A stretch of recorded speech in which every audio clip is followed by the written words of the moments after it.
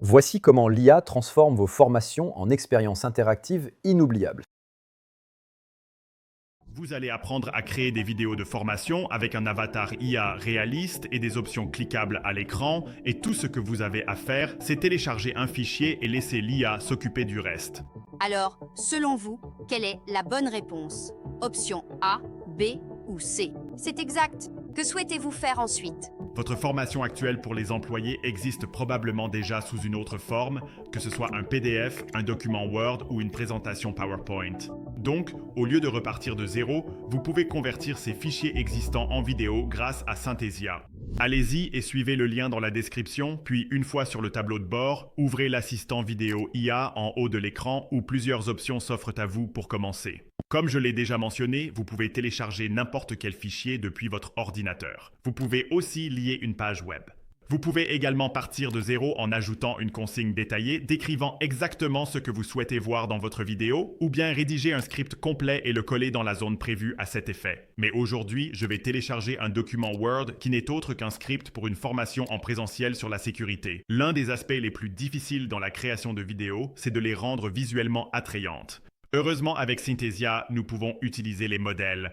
Juste en dessous de mon fichier, je peux choisir un thème dans la bibliothèque de modèles et toutes ces options proposent des animations élégantes, des effets de texte et même des avatars IA qui présenteront votre vidéo à votre place. Après avoir choisi un modèle, vous pouvez également appliquer votre kit de marque. C'est ici que vous pouvez enregistrer les couleurs de votre entreprise, vos polices et logos, que vous pourrez ensuite appliquer directement à n'importe quel thème de modèle. Maintenant, en bas ici, vous pouvez ajouter quelques détails supplémentaires pour rendre votre vidéo encore meilleure. Vous pouvez choisir la durée de votre vidéo. Vous pouvez ajouter l'objectif de votre formation. Vous pouvez préciser le public cible ainsi que quelques autres détails. Et la façon dont j'aime voir cette section, c'est que plus vous donnez d'informations à l'IA, plus elle aura de contexte et meilleur sera le produit final. Une fois que vous avez terminé, vous pouvez cliquer sur « Créer un plan » et l'IA prendra toutes ces informations pour vous fournir un aperçu du script divisé en différents chapitres. Si nous en ouvrons un, vous verrez des points clés à l'intérieur qui couvrent tout ce qui sera abordé dans la vidéo. Donc, si quelque chose ne vous plaît pas, vous pouvez simplement le supprimer. Et si vous souhaitez ajouter d'autres détails, il vous suffit de les taper dans la case. Vous pouvez également supprimer des chapitres entiers si vous pensez qu'ils ne conviennent pas. Une fois que vous êtes satisfait du plan, cliquez sur « Créer la vidéo » et en quelques minutes, vous obtiendrez un aperçu plus détaillé de chaque scène de votre vidéo. Vous pouvez voir la mise en page, l'emplacement de l'avatar, où le texte apparaîtra, ainsi que le script final sur le côté droit de chaque scène. Maintenant, si cela vous convient, vous pouvez cliquer sur « Générer la vidéo », mais vous pouvez aussi apporter d'autres modifications en ouvrant l'éditeur Synthesia. Et tout de suite, vous pouvez voir que mon kit de marque a été automatiquement appliqué avec le bon logo, les polices et la palette de couleurs. Mais tout le reste que vous voyez est entièrement personnalisable. En commençant par le bas de l'écran, je peux modifier le script de l'avatar en tapant ou en supprimant ce que je veux qu'il dise. Et sur le canevas, je peux également changer ou déplacer n'importe quel texte visible. Je peux aussi changer l'avatar lui-même en le sélectionnant sur le canevas et en ouvrant la bibliothèque d'avatars sur la droite, où il y a des centaines d'hôtes différents parmi lesquels choisir. Mais maintenant, je veux transformer ma formation d'une vidéo élégante en une expérience totalement interactive avec des options cliquables à l'écran. Tout d'abord, je vais ajouter une nouvelle scène à partir des modèles proposés. Et celle-ci contient une liste, donc je pense qu'elle conviendra bien pour une question à choix multiples. Et maintenant, je vais modifier ce texte pour y mettre ma liste de réponses possibles.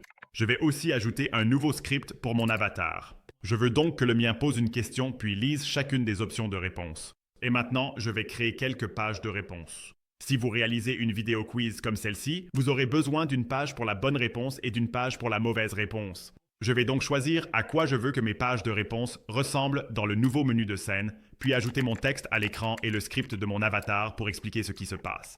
Nous pouvons maintenant retourner à la page de la question et rendre ces options à l'écran cliquables.